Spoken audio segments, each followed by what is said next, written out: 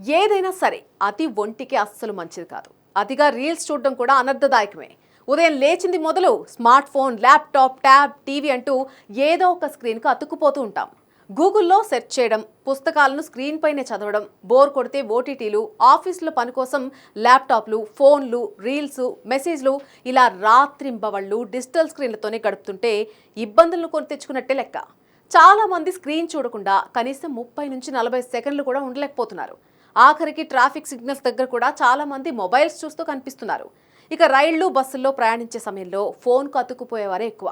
అదే పనిగా స్క్రీన్ చూడడం శారీరక, మానసిక ప్రభావాలు చూపుతుందనేటువంటి విషయం అందరికీ తెలిసిందే. ఈ ప్రభావాల్లో ప్రధానమైంది text neck syndrome. Text neck syndrome అనేది స్మార్ట్ ఫోన్లు, కంప్యూటర్ల వంటి సాంకేతికత పరికరాలను ఎక్కువసేపు అధికంగా ఉపయోగించడం వల్ల కలిగే మెడనొప్పి. అదే పనిగా ఫోన్ చూస్తూ మెడ వంచి ఎక్కువసేపు కూర్చోవడం వల్ల మెడ ఒత్తిడికి గురవుతుంది. ఫలితంగా టెక్స్ట్ నెక్ సిండ్రోమ్ బారిన పడతారు. సింపుల్ గా చెప్పాలంటే తల, మెడ వంచడంలో ఇబ్బందులు మొదలవుతాయి. ఇది అనేక ఇతర సమస్యలకు దారి తీస్తుంది. కీళ్లపై ప్రభావం పడుతుంది. స్పాండిలైసిస్ వచ్చే ప్రమాదం పెరుగుతుంది.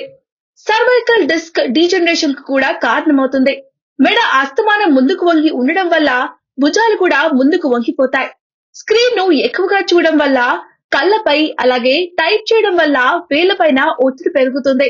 శరీరం ముందుకు వంగిపోతే వెన్నుపూస సమస్యలు మొదలవుతాయి. అదే పనిగా స్క్రోల్ చేస్తుండే వారిలో టెక్స్టింగ్ థంబ్ అనే వ్యాధి కూడా రావచ్చు. సింపుల్ గా చెప్పాలంటే మనం దేనినైనా అతిగా చేస్తే దాని ప్రభావం శరీరం పైన, మానసిక ఆరోగ్యం పైన పడుతుంది. ఒకే చోట ఎక్కువసేపు కూర్చోవడం వల్ల కండరాలపై ఒత్తిడి పెరుగుతుంది. వెనుముక సమస్యలు వస్తాయి.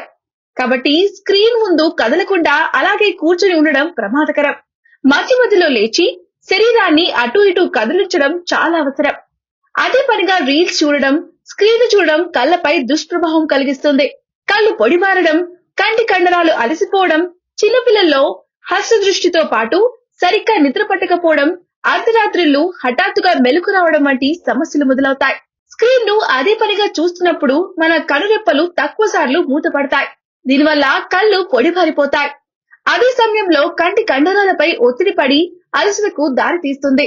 రాత్రిళ్లు ఎక్కువసేపు స్క్రీన్లను చూడటం వల్ల నిద్రపోవడంలో కీలకమైన మెలటోనిన్ హార్మోన్ ఉత్పత్తి ప్రక్రియకు అంతరాయం కలుగుతుంది. దీంతో కంటి నిండా కునుకు సాధ్యం కాదు. రీల్స్ ఎక్కువసేపు చూడడం వల్ల కళ్ళు ఒత్తిడికి గురైనందుకు కళ్ళు ఎర్రపారడం, నొప్పి పుట్టడం, నీళ్లు కారడం, కళ్లల్లో మంటలు, సరిగ్గా చూడలేకపోవడం, చూపు మసకబారడం వంటి లక్షణాలు కనిపిస్తాయి. కాబట్టి వీటన్నిటికీ ఒకటే మందు. ఏమిటంటే అవసరం ఉన్న మేరకే ఫోన్ కానీ, ల్యాప్టాప్ లో కానీ సమయం వేచించటం. అది కూడా తగు జాగ్రత్తలతో. ఇక నిద్రపోవడానికి గంట ముందు స్క్రీన్ చూడడం మానేయాలని వైద్యులు సూచిస్తున్నారు.